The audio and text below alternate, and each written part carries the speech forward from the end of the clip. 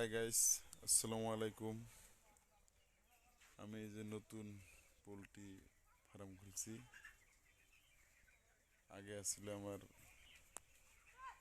তুষে, এখন আমি চাং দিয়ে দিছি। তুষে থাকার পরে আমার কি হলো, দুই চালান করছি আমি, দুই চালানে আমার মারি গেছে মোটামুটি। এবার আমি চাং দিয়ে দিলাম। চাং দেওয়ার পরে ইনশাল্লাহ ভালোই দেখে আসছি, মালের গোটটা ঠিক আছে। এখন আজকে হইলো আমার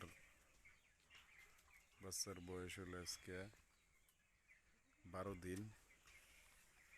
12 দিনে মোটামুটি 400 গ্রাম এসে গেছে।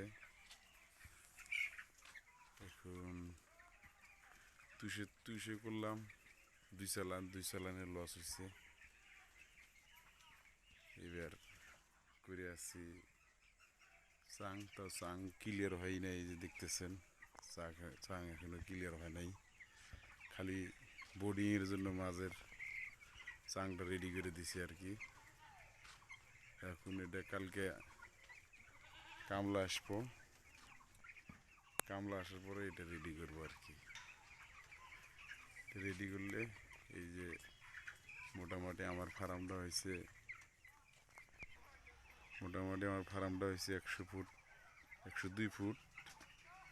আমি কমপ্লিট ঘরটাই চাং দিয়ে আছি আর কি। এই যে চাং রেডি হয়ে আছে, এই বাচ্চাগুলো দেখতেছেন ভালোই হয়ে আছে।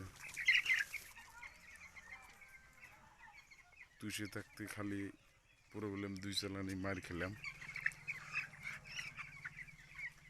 এখন চাঙে দিলাম, দেখি এখন রেজাল্টও ভালোই দেখা যাচ্ছে আর কি।